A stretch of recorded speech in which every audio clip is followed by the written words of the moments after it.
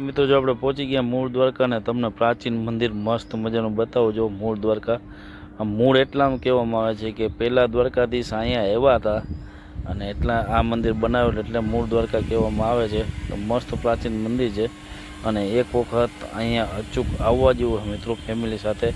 તો ફાઇનલી જો મિત્રો તમને દ્વારકાધીશના દર્શન કરાવું. જો કેવું મસ્ત મજાની મૂર્તિ છે મિત્રો, મસ્ત મજાની મૂર્તિ રાખેલી છે અહીંયા અને મસ્ત મજાનું મંદિર આવેલું છે.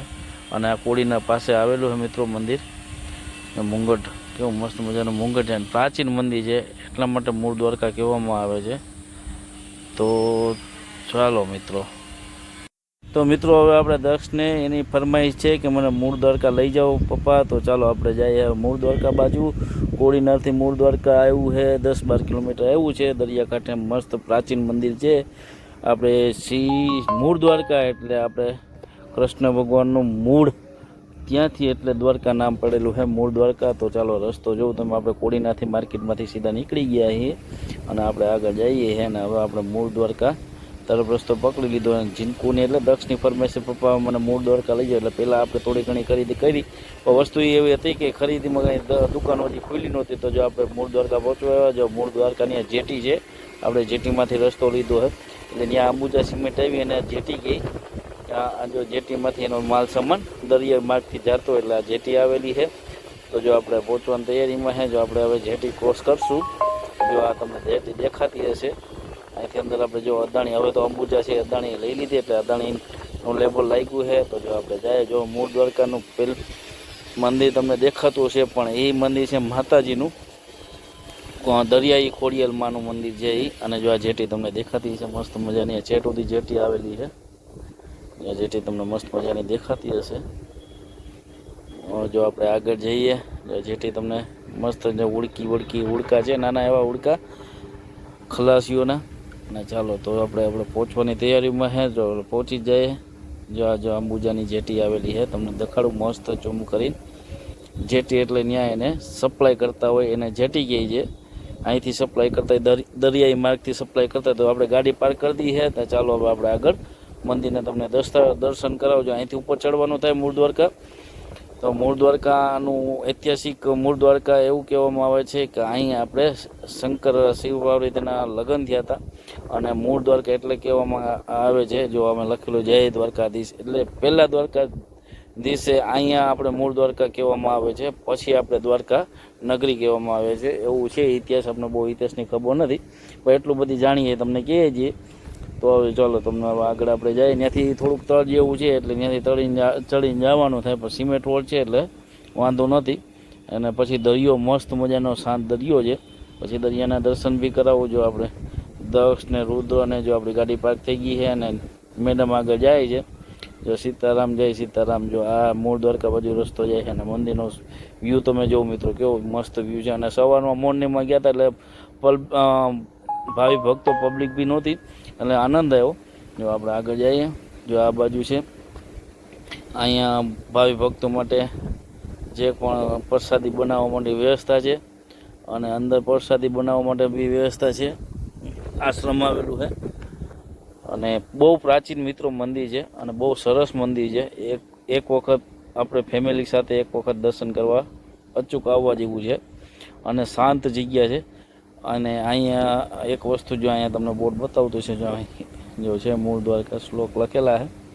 જો આ આવી ગયું પટાંગણ, મૂળ દ્વારકા મંદિરનું પટાંગણ છે અહીંયા. અને છોકરાઓ માટે હિંચકા બીચકાની સુવિધા બી છે બાળકો માટે. અને જો આપણે તમને જો મિત્રો તો લાગે ને તમને ઐતિહાસિક મંદિર બહુ મસ્ત પૌરાણિક ને ઐતિહાસિક મંદિર છે. થોડોક ઇતિહાસ બી ત્યાં લખેલો હોય ને જે આ મૂર્તિ છે એ ઇતિહાસમાં મળેલી છે. જો દ્વારકાધીશ મૂળ દ્વારકા કોડીનારથી માત્ર 10-12 કિલોમીટર થતું હશે.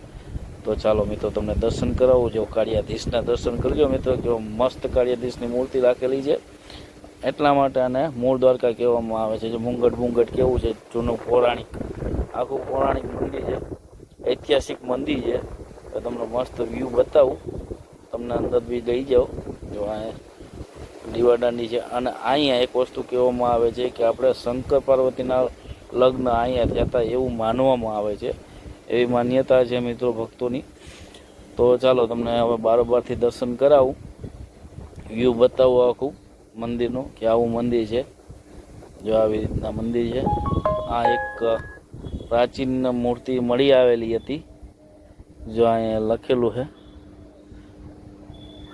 રક્ષિત સ્મારક કહેવામાં આવે છે મિત્રો. જો મળેલું છે એ તો તમને જો અંદરથી બતાવ્યું મસ્ત વ્યૂ. અને ત્યાંથી જો આ હવા બારી છે ત્યાંથી તમને દરિયાનો મસ્ત વ્યૂ મિત્રો દેખાતું છે. ને હવા ત્યારે ગરમી બી હતી અને હવાનું 2-3 છાંટા હતા, પણ હવા એવી મસ્ત આવે, શુદ્ધ ઓક્સિજન. જો આ તમને કંઈક અંદરનો વ્યૂ આવું છે, ગેલેરી જેવું છે, ઉપર ચડવા માટેની સીડી છે. જો આવી રીતના આખું મંદિરનો વ્યૂ છે. જો મિત્રો જો બાકી હવે જો મસ્ત દર્શન થઈ ગયા છે ને તમને બી દર્શન કરાવી દીધા. ચાલો હવે આપણે ભોળિયાનાથના દર્શન કરીએ. ત્યાં ભોળિયાનાથનું મંદિર છે મિત્રો, શંકર બાપાનો, તેના બી તમને દર્શન કરાવું. અને અહીંયા એવું કહેવામાં આવે છે કે શંકર પાર્વતીના લગ્ન થયા હતા. બહુ ઇતિહાસ અમને ખબર નથી, આપણે લોકવાયિકા છે એ આપણે તમને કહેજો ભોળિયાનાથના મંદિર. અને દિલીપભાઈ બી એનું ફેમિલી બી આવ્યું હતું દિલીપભાઈનું, એ બી દર્શન કરતા હતા. જો તમને ભોળિયાનાથના દર્શન કરાવો મિત્રો, મસ્ત દર્શન થઈ જાય મિત્રો. અને આ ભોળિયાનાથના દર્શન કરાવીને હવે આપણે આગળ જઈએ દરિયા બાજુ. મસ્ત મજાનું તમને વ્યૂ બતાવું દરિયાનું.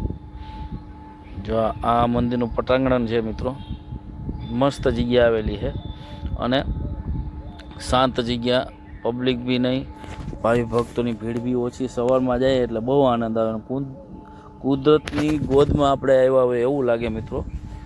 તો ચાલો હવે હું તમને દરિયાના દર્શન કરાવું. અને એક વખત ફેમિલી સાથે અચૂકને અચૂક આવવા જેવું છે મિત્રો, મસ્ત મંદિર છે. તો ચાલો હવે આગળ જે આ દરિયાનું તમને વ્યૂ બતાવું. આપણે આગળ જઈએ ને ત્યાં દરિયાની ત્યાં બાજુમાં જે મંદિર બતાવો ને એ હનુમાન બાપાનું મંદિર આવેલું હોય, સીતારામ લખેલું હતું. રુદ્ર, દક્ષ અને મેડમ પગથિયા સ્લોપ છે, પગથિયા ઉતરતા તમને દરિયાના વ્યૂ બતાવું. જો દરિયો નજીક જ આવવાની તૈયારીમાં છે મિત્રો. તો મેડમ ને રુદ્રની પાછળ હતા તો કે ચાલો સાથે. દક્ષ કેવો હરખમાં છે, કેવો ખુશીમાં છે, એને હવે ફાવી ગયું હોય, કોઈ ટેન્શન નથી મિત્રો. એ જ ટેન્શન હતું કે દક્ષને ફાવશે કે નહીં. પણ જો આ જેટીનો વ્યૂ તમને બતાવું, જોઈએ દરિયાની જેટી છે, બાકી મસ્ત વ્યૂ આવે છે મિત્રો. જો રુદ્ર આગળ જાય છે, દક્ષ આગળ જાય છે અને વ્યૂ મસ્ત આવે છે. તો ચાલો હું તમને આગળ તમને વ્યૂ બતાવું દરિયાના મસ્ત. બાકી મંદિરના દર્શન તમને કરાવી દીધા મૂળ દ્વારકાના. હવે આગળ આપણે જઈએ. આપણે બીજી વખત આવ્યા, એક વખત આપણે મેડમના માસીની ત્યાં ફઈની ત્યાં આવ્યા હતા. ફઈની ત્યાં આવ્યા હતા, એ કોડીના રહેતા ત્યારે આપણે મૂળ દ્વારકા વિનુ માસાને બધા આવ્યા હતા એના ફઈને. જો આવો કંઈક મસ્ત વ્યૂ છે મિત્રો, અને મસ્ત દરિયો, શાંત, તો જોવાની મજા આવી, મસ્ત વ્યૂ છે. તો ચાલો આગળ તમને હું વ્યૂ બતાવું વ્યવસ્થિત કેવો વ્યૂ લાગશે. અને કુદરતની ગોદમાં એવું લાગે. દરિયાનો અવાજ બી મીઠો, શાંત અને ન તોફાન, અને થોડોક ગરમીનો વાતાવરણ એટલે મજા આવી ગઈ મિત્રો. તો આગળ વધીએ, તમને દરિયાના વ્યૂ બતાવું મસ્ત નજીકથી. તો ચાલો આગળ નીકળીએ આપણે. જો આ વ્યૂ છે અત્યારે, આ માછીમાર એટલે જે આપણે ખલાસીઓ મિત્રો છે એ થોડી ઘણી માછલી પકડે, બાકી પ્રવાસીઓ હોય એ ફોટા પાડે છે. દક્ષ અહીંયા બાકડે બેસી ગયા ને જો હવે આ હનુમાન બાપાનું મંદિર આવે તો જો સીતારામ લખાયેલું, સાગર હનુમાન, શ્રી સાગર હનુમાન. તો ચાલો હનુમાન બાપાના દર્શન બી તમને કરાવું મિત્રો. ચાલો જો કેવું મસ્ત વ્યૂ આવે મિત્રો, જો દરિયાનો. અને આ દરિયો સોમનાથની કોડે શાંત છે, તોફાની નથી.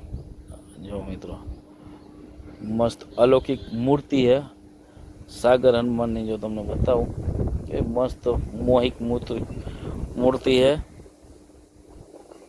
કેવો મસ્ત વ્યૂ આવે મિત્રો. અહીંયા એવું પથ્થર જેવું છે, ત્યાં પાર કરી દીધી છે મંદિર તરફથી. અને જો મિત્રો તમને વાં સુધી બતાવું દરિયો મસ્ત. હવા મિત્રો એક નંબર શુદ્ધ હવા આવતી હતી મિત્રો, ઠંડો પવન આવતો હતો મિત્રો. કેવું મસ્ત વાતાવરણ, કેવો દરિયો સીન કેવો મિત્રો આવે છે. તો મિત્રો તમને વ્યૂ દેખાતો જ હશે મસ્ત. કુદરતી સૌંદર્ય આને કહેવાય મિત્રો. મસ્ત દેખાય. તો તમે વ્યૂ મસ્ત દેખાતું હશે મિત્રો. તો ચાલો આપણે હવે તમને થોડો ઘણો વ્યૂ બતાવો ને પછી આપણે આગળ જઈએ. મસ્ત વ્યૂ બતાવો ને હું તમને પાછો આપણે આગળ જઈ અને ત્યાં દરિયાઈ ખોડિયારમાંના દર્શન કરાવો. તમને એ આગળ મંદિર આવેલું છે અને થોડુંક દક્ષને એના ફોટા પાડવાના, એના ફોટા બી પાડીએ.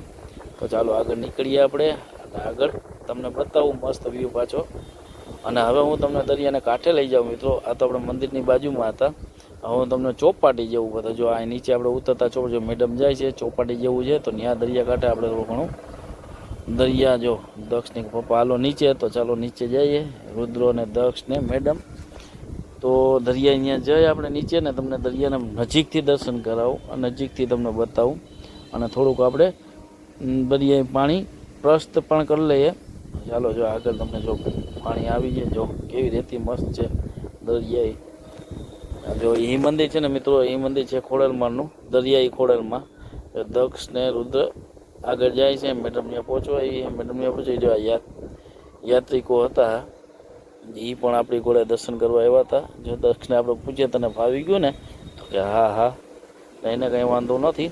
એટલે આપણું એ સક્સેસ ગયું છે. દક્ષને હોસ્ટેલમાં ફાવી ગયું એટલે કોઈ ટેન્શન નથી. તો મિત્રો જો આ દરિયાએ આવી ગયું છે. જો મસ્ત દરિયો દેખાય ને આપણે તમને નજીકથી બતાવો દરિયો કેવો મસ્ત દરિયો દેખાય મિત્રો. દરિયાકાંઠો મસ્ત મજાનો દેખાય છે મિત્રો અને કેવો મસ્ત દરિયો લાગે મિત્રો. જો મસ્ત દરિયો છે અને વ્યૂ કેવો મસ્ત આવે મિત્રો. જો આખો વ્યૂ તમને બતાવું. રુદ્ર બી જોઈએ છે. જો આખો વ્યૂ કેવો દરિયાનો સોમનાથ જેવો દરિયો છે ને એવો દરિયો છે મિત્રો. અને દ્વારકા શાંત દરિયો છે, એટલો બધી તોફાની નથી. આપણે બહુ પણ મિત્રો મજા આવે એવું છે. જો કેવી આનંદ આવે મિત્રો. જો દરિયાના મોજા આવે છે આપણી પાસે અને આપણે દરિયાના મોજાથી પગ પલાળી લીધા છે મસ્ત મજાના. જો દરિયાના મોજા કેવો મસ્ત ઉડે પણ એટલો બધી તોફાની નથી કારણ કે વરસાદી વાતાવરણ નથી, અત્યારે ગરમી થાય છે એટલા માટે. જો આપણે જો કેવું મસ્ત દરિયા જો મોજા કેવા થાય છે દક્ષને એ.